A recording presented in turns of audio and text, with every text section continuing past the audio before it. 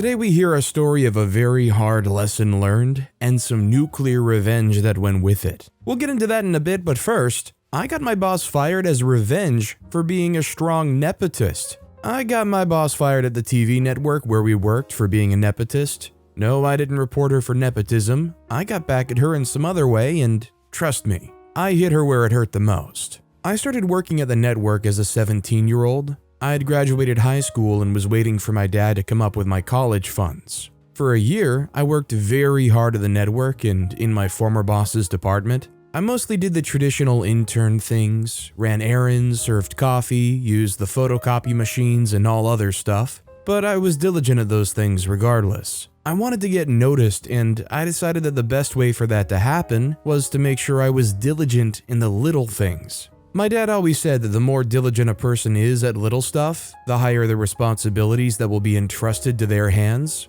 When my dad finally got the money from the litigation and could finally pay for my college, I took a break from work and went to school. I was a freshman, so I needed to learn all the ropes in school before I could decide if I could spend the same hours I spent at the network in school. All through my freshman year, I was away from the network, but I returned in my sophomore year. When I returned, I met another intern who, like me, was a college student. He was in his senior year in college and was quite lax about work. He wasn't nearly half as diligent as I were. He was unwilling to do anything and was a child. I did my work as I used to and ignored his behavior. I'd learned very early in life that there are people who could do certain things and get away with it. Things that I couldn't even conceive the idea of doing. Though he was an annoying boy, we soon got talking, and he would offer to give me a ride back to campus whenever we closed for the day. One day, while riding in his car and having a conversation, it somehow slipped that his dad was my boss's wife. He was her stepson. Man, I should not even be telling you this, he said, chuckling. I didn't understand why that was, but I understood later on that nobody could know that my boss knew him because the network had a policy of never letting family members work in the department. She would kill me if she found out I told anyone. Let's keep this between us, okay? Okay, I replied, nodding carefully. I didn't want to seem too enthusiastic to keep his secret or that I found the news exciting. I didn't. I also didn't want to look like I was sober and reflective, as he may take that to mean I was offended by what I'd heard or thought something was wrong. As I progressed with my internship, I was invited by Human Resources to discuss my advancement at the network. My coworkers and boss had put in good words for me and they were looking to employ me as a full staff. They were, however, worried about my undergraduate program and whether or not it would affect my work. I assured them that it would not and then told me about an upcoming interview for the 3 of the interns in my department. To be honest, I wasn't anxious about the interview at all. I was very confident that I would be the employed intern. I'd been there the longest and had established a good relationship with my coworkers. I was very useful to them and had generally made myself valuable in that environment. On the day of the interview, I had just finished a lecture on literature. The professor stayed back in the lecture hall for 10 minutes after he was supposed to end the class. It was always a fun class, so nobody complained about the extra time he was using. Even though I had an interview in less than 2 hours, I was enjoying the class until I remembered that I had to hurry out. I called the professor's attention to the fact that his time was over, to the annoyance of my course mates. We all loved and looked forward to his classes. I hurried to the network, went into the restroom to take a proper look at myself, and make sure I looked presentable for the interview. When it was time, I went in first. There were 3 interviewers in total, a man from Human Resources, one of the producers on the network, and my ex-boss. The other men seemed to like me, but my ex-boss kept asking questions that seemed to infer that I was not qualified. She asked about my age and whether I thought I could handle a position as a staff, given the fact that I was very young. She also implied that my schooling would distract me from carrying out my duties at work. I was sad that day. The truth is, at first, even when I applied for the internship, everyone worried about my age. But I'd stayed long enough at the network to prove to them that I knew what I was doing. I may have been a college student, but I did a marvelous job managing school and work at the same time. They say very often that I'm not a full staff, but I did all the duties of a full staff. The full staff delegated their duties to me very often and I performed well. I was shocked that my boss would sabotage me like that. I had even thought that it was the external interviewers who I would have the most issues with. I, however, knew the larger part of the decision was going to be made by my boss. She was going to be my boss, so she had a huge influence over who was going to work in her team. I was on the edge all weekend waiting for the phone call, but it never came. My parents could hardly console me. I cried so hard that my head started to hurt. I know the person they chose, I told my dad. Who? He asked. He had pity all over his face. It's the third intern. I just know it. I know my dad wanted to ask why I thought so, but he didn't want me to go on and on about it. I told him why anyway. He's the only one who's not a college student. The two of us are college students, and the other college student is extremely lax about his job at the network.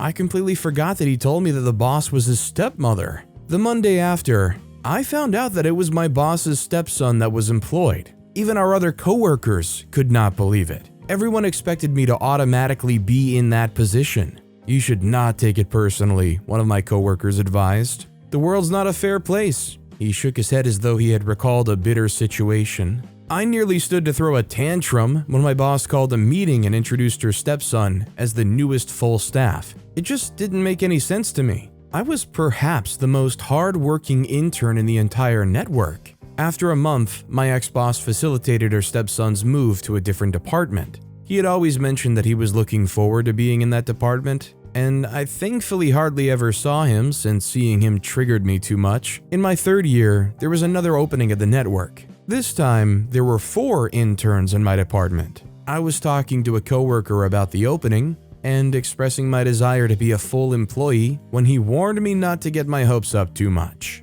It's just, our boss has a close relationship with one of the interns. The only reason he got here in the first place was that she orchestrated it. I nodded, the flashbacks of what had happened in the past coming back to me. Just as my coworker had predicted, I was not chosen. I wasn't even invited for the interview, and the intern she said was going to get it was selected. I was going to leave, end my internship there and leave for another network, but the network increased how much interns were paid, so I decided to stay since I could use the money. In my senior year in college, I was finally retained as a full employee at the network. The only reason that happened was that my other coworkers stood up for me and insisted that I be selected. My boss was already tired of me, and it was clear that she wished I'd just leave the network.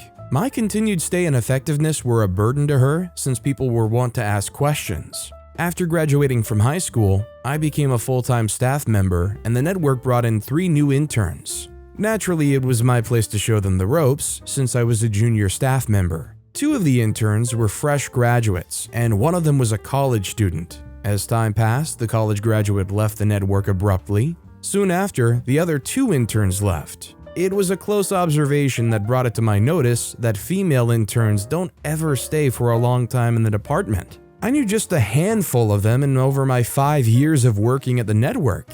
It was a little over 5 years at the time. The college student and I were close when she worked with us. We had a semi-formal relationship, but I never had her number. I was quite curious about why she never told me about leaving, and I hoped I'd see her someday and ask. One day, I was visiting my friend who's a teaching assistant and lived on the university campus. I saw the intern just as my friend and I were getting in the car to go buy a drink. I excused myself from my friend and called her. She didn't look pleased to see me. In fact, she looked frightened. After what happened at the office, I didn't think anyone would want me around, she said when I asked her why she quit. I was confused. I didn't know that something had happened, but I suddenly remembered the times when my coworkers would speak in hushed tones. They were probably talking about that. Anyway, I took her number and asked to meet up for a drink later. She agreed and we met up later that week. What she revealed to me was that the assistant head of our department was always hitting on young female interns. He would corner them at work and invite them to be with him in a hotel. If they refused, he would bully them. The intern had noticed this pattern and immediately told someone she knew who worked in a magazine. That person was interested in the story and informed the network that an investigation would be carried out. She told me that the investigation was still ongoing. I thought that was unfortunate, but I soon saw an opportunity to get back at my boss when she mentioned that she told my boss, but the woman shut her out and called her a liar. She accused my intern friend of lying, but she knew that it was true because another intern that was working alongside this intern had told her that she went to my boss. but she told her to not worry too much about him. The intern didn't think too much about my boss's response though. She was focused on the deputy. Naturally, I'd been waiting patiently for a chance to get back at my boss. So I highlighted how my boss's response was wrong and encouraged her to talk to human resources about that. She had already been interviewed, but she never mentioned that part. Luckily for me and unluckily for my boss, the network was already looking to get rid of her deputy because they didn't want bad press. The next Monday, I went up to human resources and told them what the intern had told me. I am afraid that she is not making the office a safe space for women despite pretending to be all about girl power. HR was reluctant to do anything, so I decided to push them. One thing the network hated was bad press. I knew that if my boss was getting negative press, their hands would be tied, and they would be forced to send her away. I sent an anonymous article to the same magazine about how my boss enables an environment where young interns can get touched by their superiors at work. I even spoke to the old intern who had reported first. I didn't want my name on the article, but my intern friend was fine with taking credit, especially since she was on the receiving end of my boss's nonchalance. The article was published and the network was thrown into a frenzy. More girls came out to talk about their experiences with her. The deputy is the brother of her closest friend, and she's been shielding him for that reason. As I had predicted, the network's hands were tied. They suspended her pending the time the investigation would be completed. While she was on suspension, her deputy was found guilty by the committee, so his appointment was immediately terminated. I think my boss's public relation management wanted to reduce how much damage had been done, so they urged her to quit before the investigations and the network were over. Big mistake. After she quit, no big name was willing to employ her. She had a bad name, and they didn't want to be associated with her. They only wanted to interview her. It wasn't until all these happened that my coworkers started to openly talk about how she was a strong nepotist. People hardly got promoted because she would bring in friends of friends and family to occupy positions that were better suited for people who already worked in the network. She also went out of her way to make sure that anyone who dared to question her was so frustrated that they quit. Interestingly, she did all these while appearing to the public as a sweetheart. Anyway, I finally got my revenge, the girls got justice, and my coworkers were relieved to no longer have her as their boss. It was a double win for everyone. Can we just applaud the other companies for staying away from an awful person like this? I guess it really depends on just how much results this person generates, but it's nice to see that when serious accusations come out against a person like this, those companies are taking it seriously and saying, yeah, we're not going to even begin to entertain that idea. That said, our next story is the lessons I learned in a hard way. Throughout my teenage years, I had created an unhealthy pattern of constantly choosing the wrong men. It wasn't safe to say I liked to do so, but I was caught in that web for so long that I began to see my situation as normal. In introspection, I knew I wanted a love so true and so wholesome, but I kept choosing the opposite. Then I met Jose. I thought Jose was my last chance to experience one real healthy love, but I soon realized that I was caught in an even more vicious circle. Jose wasn't my dream man, but somehow he managed to convince me that he was. We got close when I exhaustively said, "Men are scum," when I was with Eric, my ex. And I honestly hoped that Jose was the one when I left Eric. Eric was a nightmare that happened in broad daylight. He was that guy that was both manipulative and abusive, even physically. I remember vividly when we had a short getaway to Disneyland Park to commemorate our first anniversary. I still get cold shivers anytime I remember my experience on the trip. Eric visited and hung out with an ex-girlfriend in California even while we were on vacation. His only excuse was I became extremely difficult after we had an argument and he needed a shoulder to lean on. Like, who walks into the arms of an ex due to an argument in his relationship? Then again, I knew Eric wasn't the choice. After Eric, I tried to heal. I took self-care seriously, worked on my mindset, and built a solid relationship with myself before Jose came along. I must confess that it was a whirlwind romance with Jose. Everything was fast and sweet, and I truly felt I'd found my missing rib. It was easy with him at the beginning. He knew my story, and I hoped that it would be a forever kind of thing with him. We weren't perfect, and that was because I chose to overlook most of his shortcomings while we dated.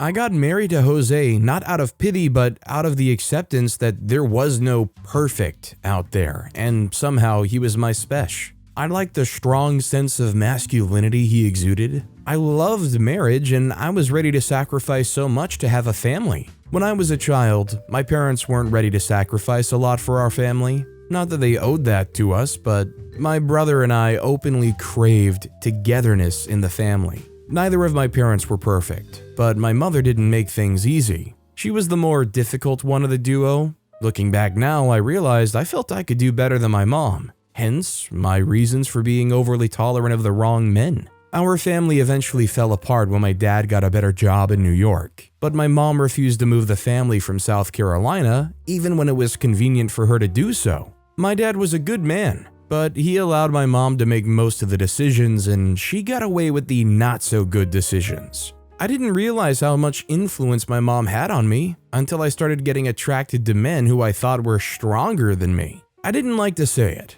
but my dad was a weak man, so I chose the men who I thought were his opposite. Even though I had a thing for strong men, my definition of strength wasn't healthy. I had that with Eric, and it was the same with Jose. But Jose wasn't the kind of strong man I wanted. He wanted to control even the air I breathe.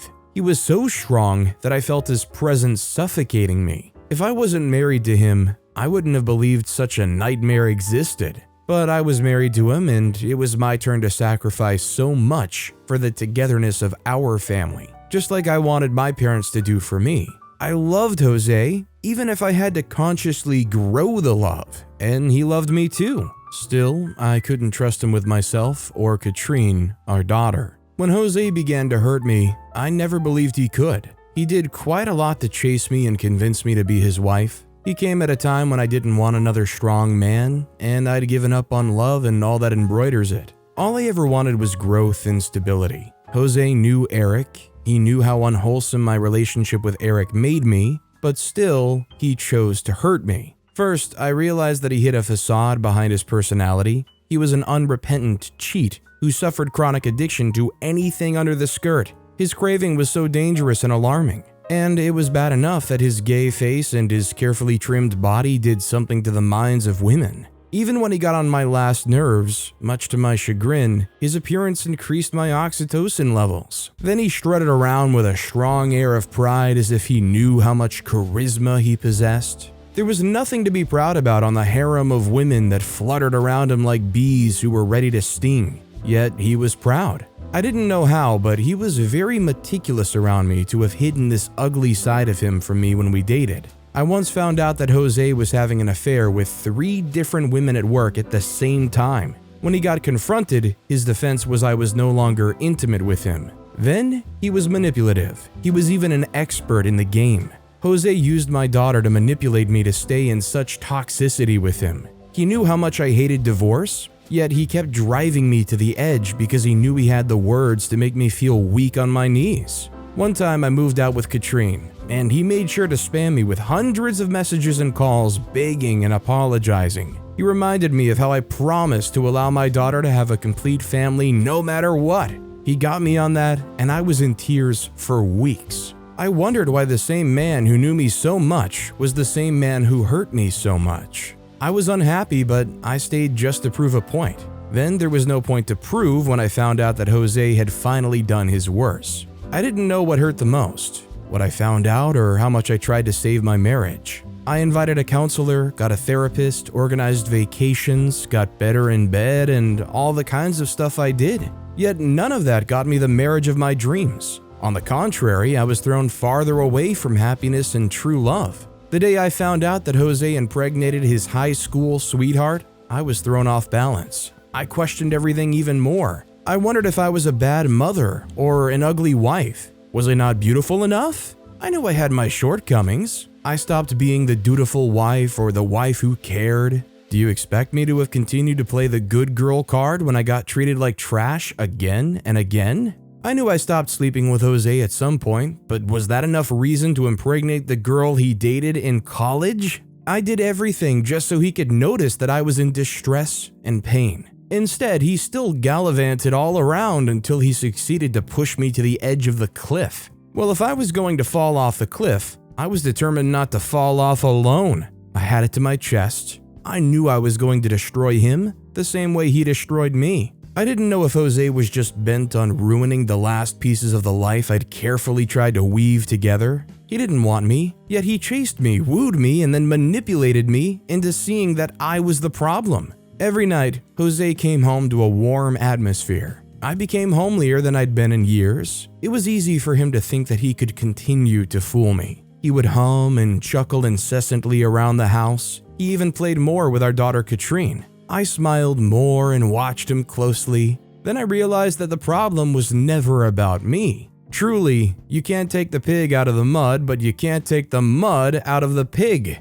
Despite my little display of pretense, I could still see through the veil. Jose looked for opportunities to be alone to himself, and he was always on a video call with some lady. He was a very happy man. Somehow, I was envious of that happiness. That happiness irritated me. I didn't understand how Jose could desecrate our marriage vows in that manner and still went about as if there was no cause for alarm. Jose chose to be happy with another woman, and he chose to make another woman happy at the expense of me. While I had chosen him for so long, he chose to choose himself and another woman without a second thought. Truly, men change for whom they want. Somehow, I had a strange feeling about the woman Jose was with. It wasn't just jealousy I felt, it was curiosity. Why, Jose? Why should she choose to get pregnant with her ex? Were they trying to spite me or drive me farther? Perhaps she'd always been there. I was the one who chose to look away.